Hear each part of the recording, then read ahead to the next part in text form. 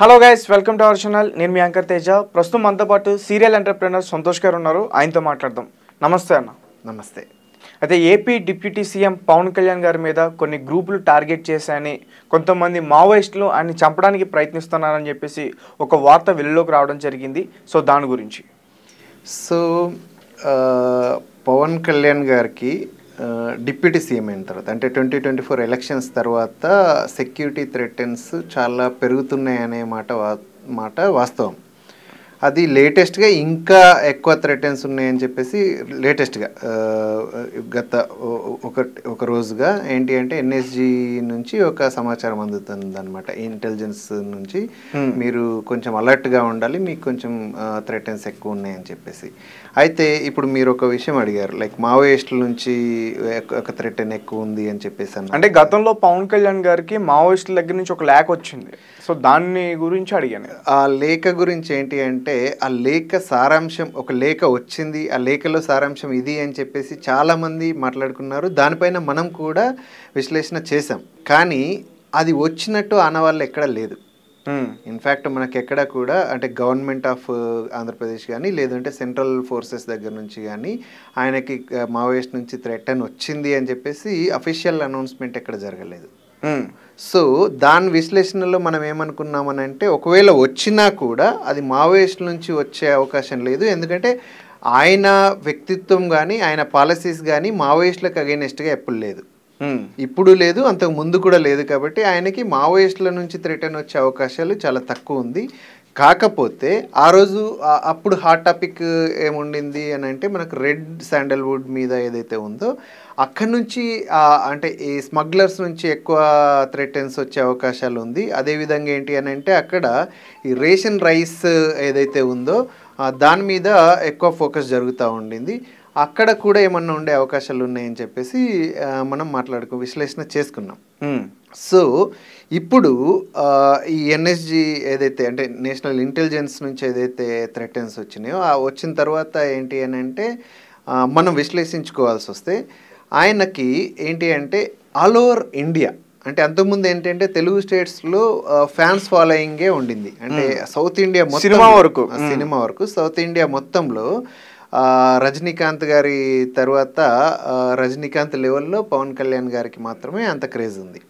చిరంజీవి గారు ఉన్నారు, ఆయనది ఒక రకమైన క్రేజ్. బట్ ఈయనకు ఒక సెపరేట్ క్రేజ్. అంటే కంప్లీట్ సౌత్ ఇండియాలో పవన్ కళ్యాణ్ మీన్స్ ఏంటంటే ఆయనకు అభిమానులే కాదు భక్తులు ఉంటారు అని చెప్పేసి అందరూ నమ్ముతారు. చిరంజీవి గారు చెప్పారు. సో అలా ఏంటి అని అంటే, మనకు కొంత ఏదైతే అంతకుముందు అంటే రాజకీయాల్లోకి వచ్చే కంటే ముందు మామూలు ఆయన అభిమానుల నుంచి మాత్రమే అభిమానం ఉండేది, ఆయనకు అక్కడి నుంచి మాత్రమే ఫాలోయింగ్ ఉండేది. కానీ రాజకీయాల్లోకి వచ్చిన తర్వాత పర్టికులర్గా ఈ 24 ఎలక్షన్స్ తర్వాత అక్రాస్ ఇండియా ఆయనకి విపరీతమైన అంటే ఫాలోయింగ్ పెరిగింది. పర్టికులర్గా ఏంటి అంటే ఎన్డీఏలో వాళ్ళు అంటే కావాల్సినంత ఇది సంపాదించినా కూడా ఇక్కడ సౌత్ ఇండియా నుంచి పర్టికులర్గా ఏంటి అని అంటే ఏపీలో మళ్ళీ ప్రభుత్వాన్ని ఏర్పాటు చేయడంలో ఈయన పాత్ర అంటే అంటే ఒక చెప్పుకోదగిన పాత్ర ఉంది. అండ్ ఆ కూటమి ఏర్పడడంలో ఆయన విపరీతమైన శ్రమించారు అనేది డైరెక్ట్గా పిఎం గారే ఒప్పుకున్నారు. చాలా కీలక పాత్ర పోషించారు అని చెప్పేసి, ఇంపార్టెంట్ రోల్. సో తద్వారా ఏంటి అని అంటే ఆయన మీద ఎంటైర్ ఇండియా నుంచి కొంత ఫోకస్ అయితే డెఫినెట్లీ వచ్చింది. అది కాకుండా ఆంధ్రప్రదేశ్లో ఆయన అంటే ఒక ముఖ్య భూమికని పోషిస్తున్నారు. డెఫినెట్లీ చంద్రబాబు గారు ప్రభుత్వం ఏర్పాటు చేసిన ఖచ్చితంగా జనసేన సపోర్ట్తో ఏర్పాటు చేశారు. కాబట్టి సో జనసేననే లేకపోయి ఉంటే చంద్రబాబు గారు అక్కడ ప్రభుత్వం ఏర్పాటు చేయడం కీలకమయ్యేది, కఠినమయ్యేది అనేది అందరూ నమ్ముతున్న వ్యవహారం ఇప్పుడు.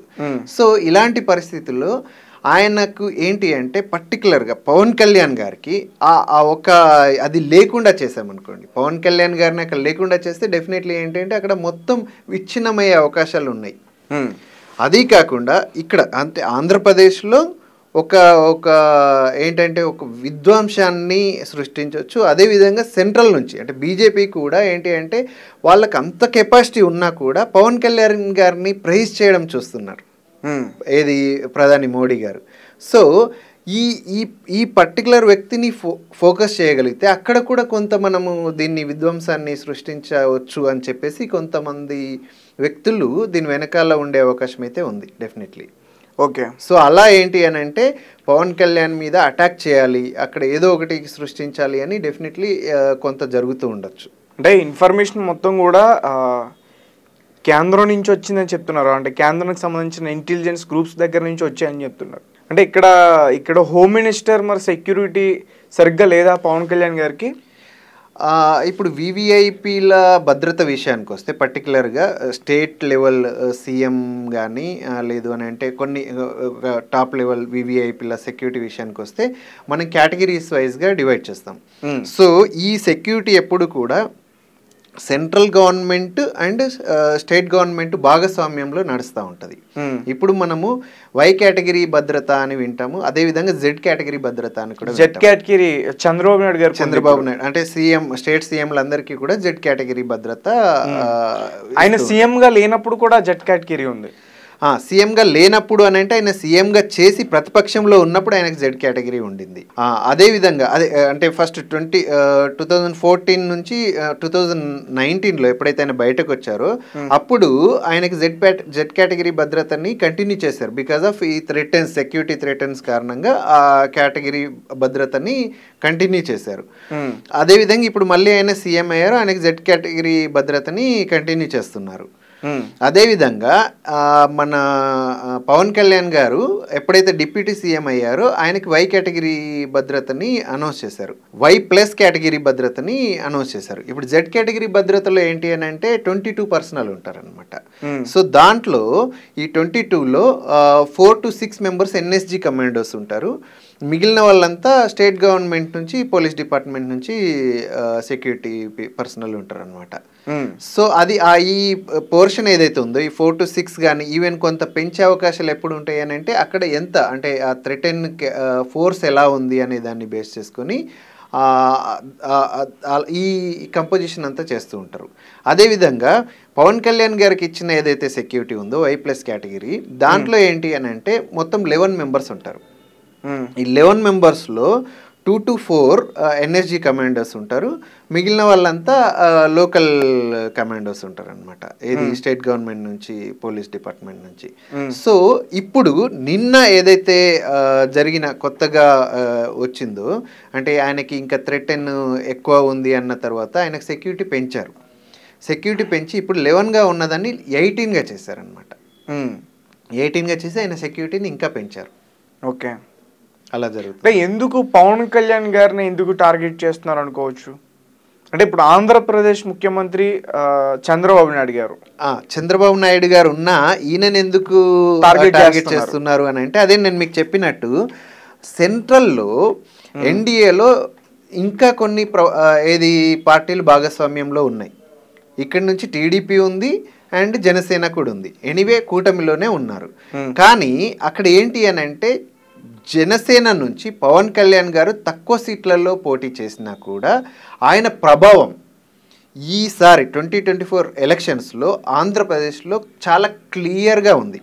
ఆయన ప్రభావం ఆయన లేకపోయి ఉంటే ఈ కూటమి ప్రభుత్వం ఏర్పాటు చేసే అవకాశాలు చాలా చాలా చాలా తక్కువ ఉండేవి అనేది ప్రజలు నమ్ముతున్నారు, అలాగే విశ్లేషకులు నమ్ముతున్నారు. అది నిజం. అదేవిధంగా సెంట్రల్లో కూడా ఏంటి అని అంటే వాళ్ళకి ఏదైతే అక్కడ మెజారిటీ వచ్చిందో దాంతోపాటు ఏంటంటే టీడీపీకి వచ్చిన సీట్లు, అదేవిధంగా బీహార్ నుంచి నితీష్ కుమార్ గారికి వచ్చిన ఓట్లు ఏవైతే ఉన్నాయో అవి కీలకంగా ఉండినాయి. ఆ తరుణంలో ఏంటి అని అంటే ఒకవేళ టీడీపీ కానీ లేదు అని అంటే అక్కడ నితీష్ కుమార్ కానీ ప్రభుత్వం నుంచి బయటకు వస్తే ప్రభుత్వం ఏర్పాటు చేయడం క్లిష్టంగా ఉండే పరిస్థితుల్లో టీడీపీ ఎట్టి పరిస్థితుల్లోనూ బయటకు వెళ్ళదు అనే నమ్మకాన్ని దృఢంగా నమ్మారు ఎవరు? పిఎం మోదీ. ఎందుకు అంటే అక్కడ చంద్రబాబు గారు పవన్ కళ్యాణ్ గారి వాళ్ళిద్దరి మధ్యన బాండ్ చాలా స్ట్రాంగ్గా ఉంది. నెక్స్ట్ 5 years దాకా వాళ్ళు డెఫినెట్లీ ఏంటంటే విడిపోయే అవకాశాలే లేవు. ఎట్టి పరిస్థితుల్లో అంటే ఒకవేళ టీడీపీ కాంగ్రెస్ ప్రోద్బలంతో ఏమైనా అంటే బీజేపీకి సపోర్ట్ చేయకుండా బయటకు వెళ్ళాల్సి వచ్చినా కూడా అలాంటి అవకాశం ఏదన్నా అంటే రాజకీయాల్లో ఎప్పుడైనా ఏదైనా జరగవచ్చు. సో ఒకవేళ బీజేపీ సపోర్ట్తో కూటమి ఏర్పడినా కూడా కూటమి నుంచి బయటకు వెళ్ళే అవకాశం ఉంటుందా అనే భయం బీజేపీకి ఉంటుంది. డెఫినెట్లీ టీడీపీ వెళ్ళిపోవచ్చు, అదేవిధంగా నితీష్ కుమార్ గారు కూడా వెళ్ళిపోవచ్చు అనే భయం ఉంటుంది.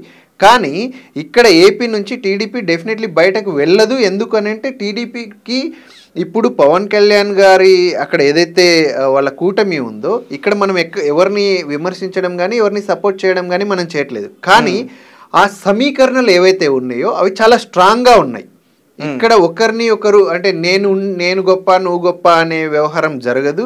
ఖచ్చితంగా ఏంటి అని అంటే ఇద్దరు కలిసి అక్కడ ప్రభుత్వాన్ని ప్రజలకు అనుకూలంగా ప్రజా సమస్యల్ని తీర్చే విధంగా అక్కడ ఏపీ ప్రభుత్వం ఏర్పడ్డది. అదేవిధంగా అక్కడి సమస్యల్ని ఇంకా కేంద్రం సపోర్ట్తో అక్కడి సమస్యల్ని తీర్చడం కోసము అక్కడ బీజేపీతో ఇక్కడ ఆంధ్రప్రదేశ్ గవర్నమెంట్ ఏదైతే ఉందో 100% కేంద్రంతో సపోర్ట్లో ఉండాలి, కేంద్రంతో ఫ్రెండ్లీగా ఉండాలి. అదే ఆ ఫ్రెండ్లీనెస్ తోటి ఏంటి అని అంటే ఏపీకి రావాల్సిన ఏవైతే ఇంత ముందు బకాయిలు కానీ లేదు అని అంటే విభజన సమస్యలు కానీ వాళ్ళతో మనము సామరస్యంగా ఉన్నప్పుడు మాత్రమే అవి మనం తీర్చుకోగలుగుతాం. ఆ విధమైన ధోరణి ఇద్దరిలోనూ ఉంది, ఇటు పవన్ కళ్యాణ్ గారిలోనూ అండ్ చంద్రబాబు గారిలోనూ ఉంది. సో ఆ పరిస్థితి ఉంది కాబట్టి అక్కడ నుంచి బీజేపీ డెఫినెట్లీ చాలా స్ట్రాంగ్గా బిలీవ్ చేస్తుంది వాళ్ళు బయటకు వెళ్ళరు అని చెప్పేసి. కాకపోతే వీళ్ళిద్దరిలో ఏదో విధ్వంసం సృష్టించాలి అంటే ఇక్కడ ఏదో ఈ బాండ్ని అంటే ఈ సమీకరణాలని మనం కట్ ఆఫ్ చేయాలి. దీనికోసం ఎవరు ప్రయత్నిస్తున్నారు అని కూడా మీరు అనుకోవచ్చు. అంటే ఒకవేళ ఇప్పుడు ఆంధ్రప్రదేశ్లో ఉన్న ప్రతిపక్షం ఒకవేళ మాట్లాడుకుంటే ప్రతిపక్షం ఎలాంటి దాడులకి ప్రయత్నం చేశారనుకుంటే ముఖ్యమంత్రి ఎవరైతే ఉన్నారో ఆయన మీద చేయొచ్చు, ఆయన తర్వాత ఉన్న వ్యక్తి మీద చేయరు కదా. ఇక్కడ మీరు అదే ఏమనుకుంటున్నారంటే ఇది ఆయనని పర్సనల్గా మాత్రమే టార్గెట్ చేస్తుంది కాదు, అక్కడ ఏంటి అంటే ఆ వ్యవస్థని కూలదోయాలి అనే విధంగా నడుస్తూ ఉంది. సో ఇక్కడ ఏంటి అని అంటే సెంట్రల్ గవర్నమెంట్కి ఇక్కడ ఏపీ గవర్నమెంట్ అంటే ఈ కూటమి ఏదైతే సపోర్ట్ చేస్తుందో ఈ జనసేనని బలహీనం చేయగలిగితే టీడీపీని కూడా బలహీనం చేయొచ్చు. అంటే ఒకవైపు నుంచి నరుక్కుంటూ రావాలి అనే ఒక విధమైన ఆలోచన ధోరణి అక్కడ కనబడతా ఉంది. ఇప్పుడు ఏంటి అని అంటే జనసేన చాలా బలంగా ఉంది, ఆ బలము టీడీపీకి మంచి బలమైంది. సో ఈ జనసేన బలాన్ని మనం కట్ ఆఫ్ చేసేసామనుకోండి టీడీపీ వీక్ అయిపోతుంది కదా. సో తద్వారా అక్కడ ఏపీలో ప్రభుత్వం కూలే అవకాశాలు ఉంటాయి కదా. అందుకని చెప్పేసి అక్కడ ఎక్కడైతే ఫోకస్ ఉందో ఆ ఫోకస్ని అతని ఏదైతే అగెనిస్ట్ పీపుల్ ఉన్నారో వ్యతిరేక శక్తులు ఉన్నాయో అతని మీద ఆ లెవెల్ నుంచి ఫోకస్ చేస్తున్నాయి అనమాట. తద్వారా ఏంటి అంటే ఆయనని వీక్ చేసేయడము, లేదు అని అంటే ఆయన మీద అంటే ఒక మర్డర్ అటెంప్ట్ లాంటిది జరిగే అవకాశాలు కూడా ఉన్నాయి ఎన్ఎస్జీ సమాచారం ప్రకారం. సో ఆయన మీద ఏదైనా జరిగింది అని అంటే అండ్ ఇంకోటి ఏంటంటే జనసేనలో ఒక పటిష్టమైన సమీకరణ జరగలేదు. అంటే గ్రామ స్థాయి వ్యవస్థ నుంచి పట్టణ స్థాయి వ్యవస్థ, ఆ తర్వాత డివిజనల్, ఆ తర్వాత డిస్ట్రిక్ట్, ఇట్లా జరగలేదు. సో ఏంటి అంటే ఒకటే సెంట్రల్ నుంచి అంటే కంప్లీట్గా కేంద్ర బిందువు అంటే పవన్ కళ్యాణ్ గారి నుంచే జరుగుతూ ఉంది మొత్తం వ్యవస్థ అంతా. జనసేన అతన్నే లేకుండా చేస్తే అసలు పార్టీయే ఉండదు. అలాంటి కుట్రలు జరుగుతూ ఉన్నాయి. అండ్ ఒక పక్క పవన్ కళ్యాణ్ గారికి సంబంధించిన అభిమానులందరూ కూడా చాలా ఆందోళన చేస్తున్నారు. అంటే చాలా న్యూస్లలో పవన్ కళ్యాణ్ గారిని హత్య చేయడానికి ప్రయత్నించారు అంటే ఇలాంటి న్యూస్లు వస్తున్నాయి. సో చాలామంది భయపడుతున్నారు. భయపడడంలో తప్పు లేదు కదా. ఎన్ఎస్జీ అనేది ఏంటి అని అంటే నేషనల్ సెక్యూరిటీ గార్డ్. సో వాళ్ళ దగ్గర నుంచి ఇంటెలిజెన్స్ నుంచి ఒక వార్త వచ్చింది అని అంటే జస్ట్ లైక్ దట్ టైం పాస్కి అయితే జరగదు కదా.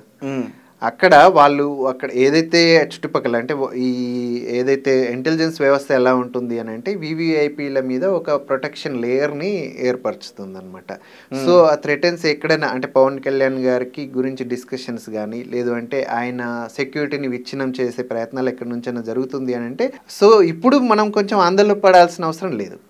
Okay sir, thank you so much. Thank you.